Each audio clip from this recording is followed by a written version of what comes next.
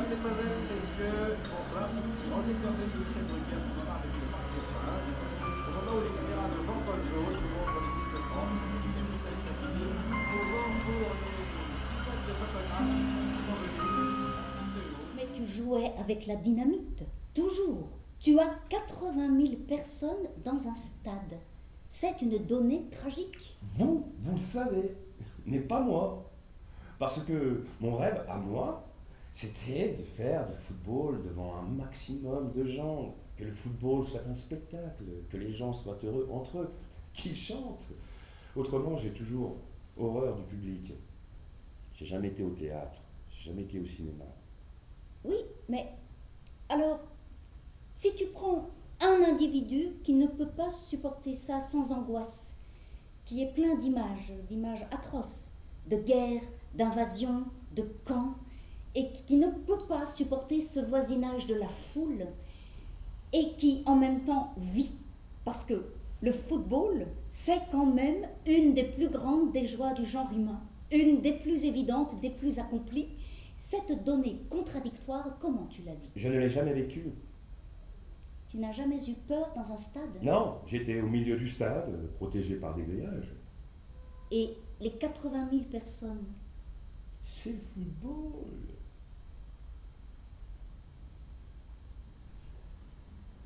Qu'est-ce que c'est que ce jeu-là?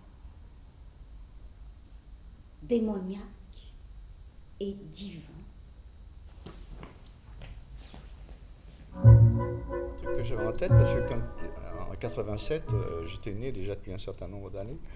Et donc j'ai lu ce texte en 87 qui faisait plutôt, en fait, qui faisait plutôt rire, qui paraissait naïf.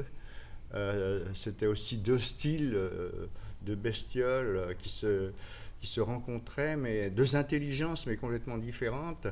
Et à l'époque, ça faisait plutôt rire. Ouais, ça faisait rire, quoi, ces deux styles complètement différents. Cet intellectuel qui rencontrait un sportif qui était... Et aujourd'hui, quand je l'ai relu, il n'y a pas longtemps, quand l'idée m'est venue,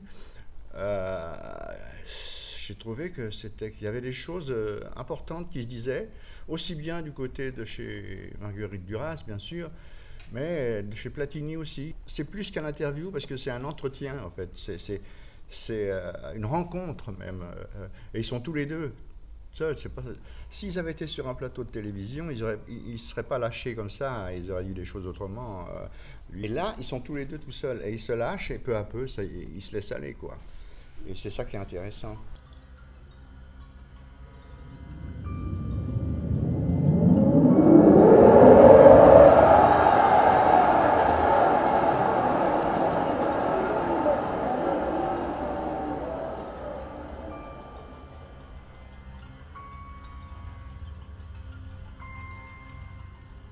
Le terrain de football.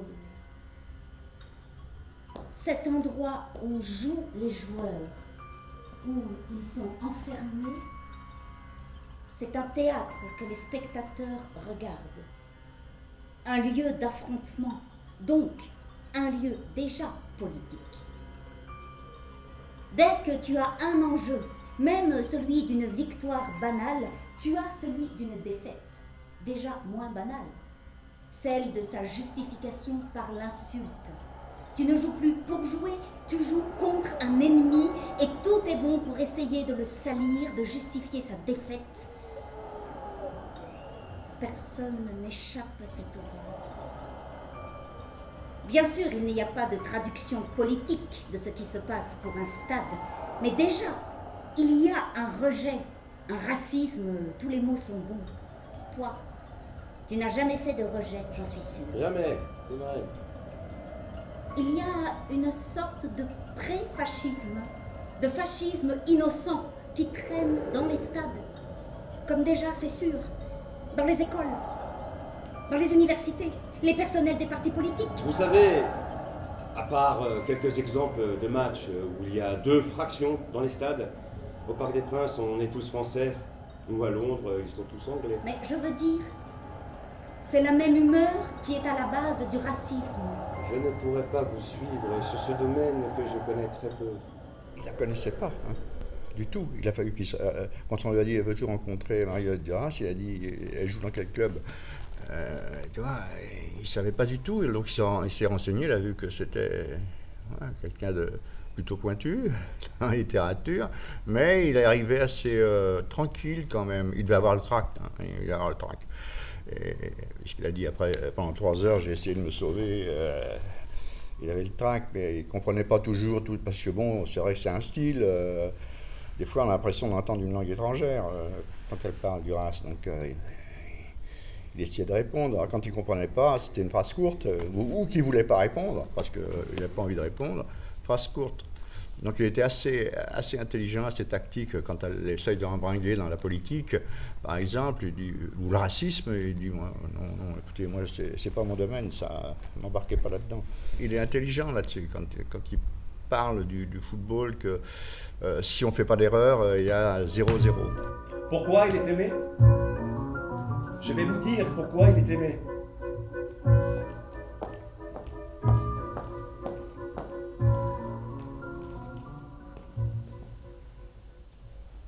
Parce qu'il n'a aucune vérité.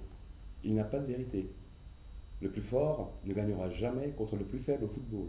Emploie-moi un autre mot que celui de vérité. Aucune loi. Aucune loi. Dans un sport collectif, il faut être plus fort, malgré soi. C'est pas forcément celui qui gagne qui est le plus fort. L'équipe de France est arrivée à un certain niveau parmi les plus forts, mais après. Alors, on refait le monde. Pourquoi? Parce que, par exemple, un gardien a glissé. On a perdu 1-0. Alors, on va expliquer, on va foutre la merde dans l'équipe, on va tout faire parce que le gardien, il a glissé. C'est pas de sa faute, il n'avait peut-être pas des bons crampons. Pour ça, le football est fait d'erreurs, parce qu'un match parfait, c'est 0-0. Si personne ne fait d'erreur, c'est 0-0. Ils avaient un point commun, c'est qu'ils avaient chacun une passion, mais qu'ils les a pris très jeunes. Lui, à 8 ans, il voulait être footballeur, il ne pouvait pas se passer de ballon, il dormait avec son ballon. Et elle, à 12 ans, elle disait « je veux être écrivain ». Et il est devenu footballeur. Et c'est une passion, et ça parle beaucoup de passion dans ce texte, et c'est intéressant, quoi. Ils se rejoignent là-dessus, sur la passion, c'est peut-être ça qui les rejoint. Parce que j'en vois du football. Je t'ai vu à Mexico. C'était Mexico, non?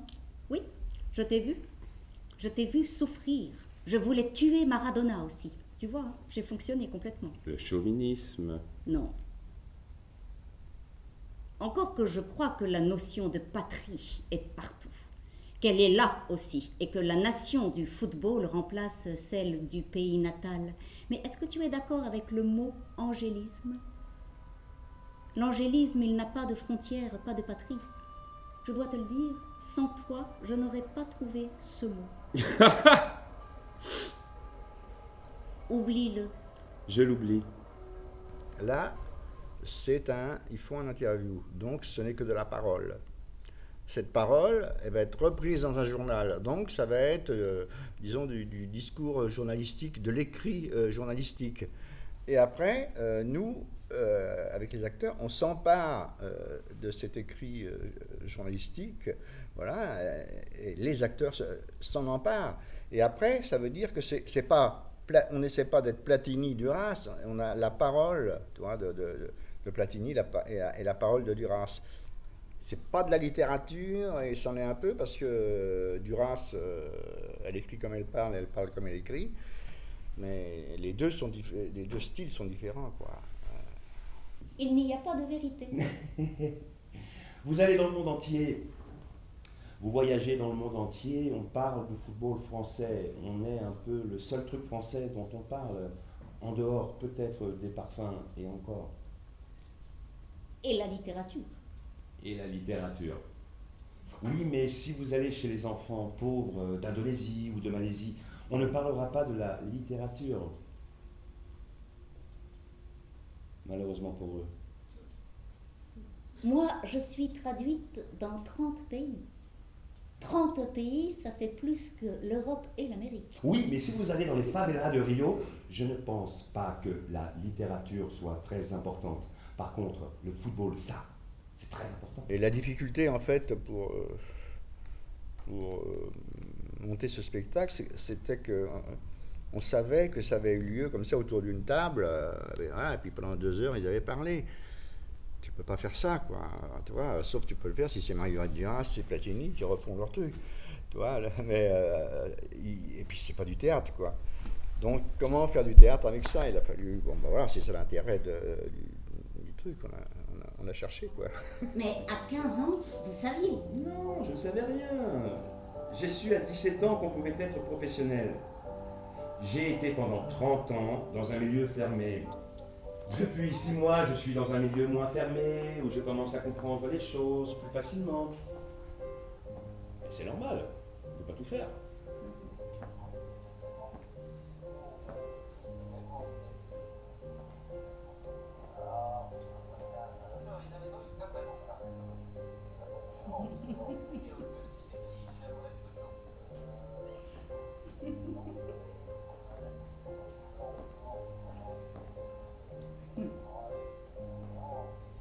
Tu as toujours rêvé au footballeur que tu serais?